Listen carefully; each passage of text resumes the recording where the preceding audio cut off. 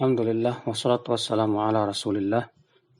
Kita lanjutkan ensiklopedia larangannya.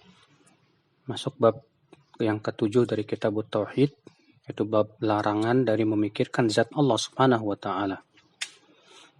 Allah Ta'ala berfirman, Inna fi khalqis samawati wal ardi wa ikhtilafil laili wan nahar la ayatin liulil albab. Sesungguhnya dalam penciptaan langit dan bumi, pergantian siang dan malam, sungguh terdapat tanda-tanda kebesaran Allah bagi orang yang berfikir. Maksudnya bahwa Allah menyuruh kita untuk memikirkan penciptaan makhluk, bukan memikirkan Allah subhanahu wa ta'ala. Karena kita tidak mungkin memikirkan zat Allah. Allah maha gaib, akal kita pun juga tidak akan sampai kepada hal itu. Allah juga berfirman dalam surat Yunus ayat 101, Qul yanzuru madza fis samawati wal ard wa ma tughnil ayat wan nudhuru an qaumin la yu'minun. Katakanlah, lihatlah apa yang ada di langit dan di bumi. Dan tanda-tanda kebesaran Allah, ayat-ayat itu. Demikian pula peringatan-peringatan tidak bermanfaat untuk orang-orang yang tidak beriman. Allah juga menyuruh untuk melihat ciptaannya, yaitu langit dan bumi dan apa yang ada pada keduanya. Rasulullah SAW dalam hadis yang hasan bersabda, tafakkaru fi ala'illah wa la tafakkaru fillahi azza wa jal. Pikirkanlah tentang nikmat-nikmat Allah dan jangan kamu pikirkan tentang zat Allah subhanahu wa ta'ala, tentang Allah subhanahu wa ta'ala. Ya, karena sebagaimana telah kita sebutkan, akal tidak bisa memikirkan dan membayangkan tentang hakikat zat Allah subhanahu wa ta'ala. Maka kewajiban kita adalah memikirkan tentang nikmatnya yang begitu banyak. Bagaimana kita mensyukurinya. Tentang ciptaan-ciptaannya yang luar biasa. Ya, agar tumbuh di hati kita kekuatan untuk senantiasa beriman kepada Allah subhanahu wa ta'ala. Dari Aisyah, semoga Allah meridainya, bahwasanya Rasulullah SAW bersabda, sesungguhnya salah seorang dari kamu didatangi oleh setan. Lalu setan berkata, siapa yang menciptakan kamu? Ia menjawab, Allah. Siapa yang menciptakan? Allah. Maka yang demikian apabila seseorang mendapatkan hal itu, hendaklah ia berkata, amantu billah wa rusulih.